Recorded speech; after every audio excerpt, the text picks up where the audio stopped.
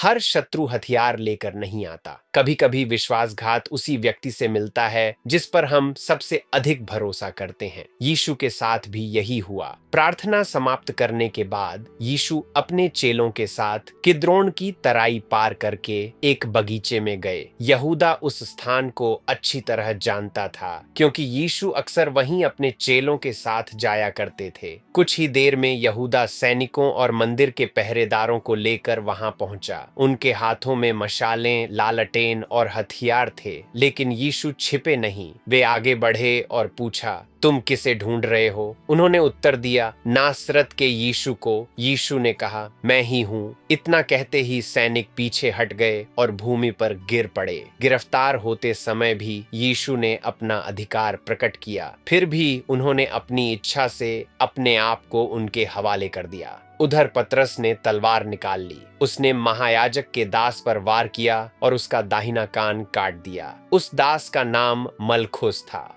लेकिन यीशु ने पतरस को रोकते हुए कहा, अपनी तलवार म्यान में रख। क्या मैं उस कटोरे को न पीऊं जो पिता ने मुझे दिया है? यीशु सब कुछ नियंत्रित कर रहे थे। वे पिता की योजना का पालन कर रहे थे। इसके बाद यीशु को पहले हन्ना और फिर महायाजक कैफा के पास ले जाया गया। उधर पतरस दूर से उनके पीछे पीछे चल रहा था। 3 बार लोगों ने उससे पूछा कि क्या वह यीशु का चेला है। तीनों बार उसने कहा कि वह उन्हें नहीं जानता। तभी मुर्गे ने बांग दी, ठीक वैसे ही जैसे यीशु ने पहले से कहा था। एक चेले ने यीशु के साथ विश्वासघात किया, दूसरे ने उनका इनकार किया। फिर भी यीशु अंत तक विश्वास योग्य बने रहे। इस कहानी से हम क्या सीखते हैं? पहली बात, जब सबने यीशु का साथ छोड़ दिया तब भी वे विश्वास योग्य बने रहे। उनके साथ विश्वासघात हुआ, उन्हें छोड़ दिया गया, उनका इनकार किया गया, फिर भी वे पिता की आज्ञा मानते रहे। उनकी विश्वास योग्यता कभी नहीं बदलती। दूसरी बात, यीशु का अनुसरण करने के लिए साहस चाहिए। पहले पतरस ने तलवार के बल पर यीशु की रक्षा करनी चाहिए। बाद में वही यह स्वीकार करने से डर गया कि वह यीशु को जानता है। सच्चा साहस अपनी शक्ति से नहीं बल्कि परमेश्वर पर भरोसा करने से मिलता है। तीसरी बात, हमारी असफलताएं यीशु के लिए कोई आश्चर्य की बात नहीं है। वे पहले से जानते थे कि पतरस उनका इनकार करेगा, फिर भी उन्होंने उससे प्रेम करना नहीं छोड़ा। जब हम गिरते हैं तब भी यीशु हमें पश्चाताप के साथ अपने पास लौट आने के लिए बुलाते हैं।